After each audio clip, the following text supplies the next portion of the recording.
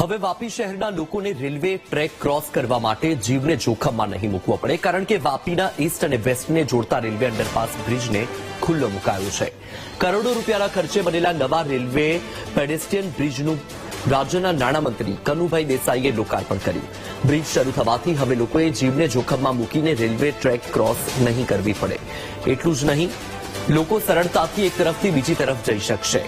મહત્વનું છે કે ટૂંક સમયમાં શહેરના લોકોને ટ્રાફિકની સમસ્યાથી પણ મુક્તિ મળે તે દિશામાં કામ કરવામાં આવી રહ્યું છે.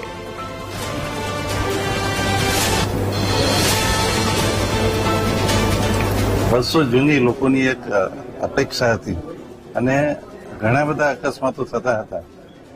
એ બધા દિવંગત આત્માઓને પણ હું શ્રદ્ધાંજલિ આપું છું અને સાથે સાથે આપણું સુંદર જે અંડરપાસ પેડેસ્ટ્રીયલ અંડરપાસ બન્યો છે એના માટે વાપી મહાનગરપાલિકાના કમિશનર શ્રી યોગેશ ચૌધરીજીને પણ હું ખાસ અભિનંદન આપીશ કે આમાં જેટલી ખૂટતી કડી હતી એ એમણે પોતાની રીતે વિધિન 10 કે 15 દિવસમાં કરીને પૂરી કરી. એટલે સમગ્ર પાલિકા તંત્ર, અમારા ચૂંટાયેલા સર્વે પ્રતિનિધિઓ અને સર્વે નાગરિકોને હું ખાસ અભિનંદન આપું છું. વાપીના હજારો નાગરિકોને આજે ફાયદો થવાનો છે. જેમ આપણે કનુભાઈએ વાત કરી કે આગળના દિવસોમાં વાપીના લોકોનું જીવન કઈ રીતે સરળ બનાવાય એના માટે અલગ અલગ યોજનાઓ અમારે અંડરપાસ હોય, બ્રિજ હોય કે બીજી જે પણ સુવિધા પૂરી પાડવાનો હોય એ અમે પૂરી પાડશું.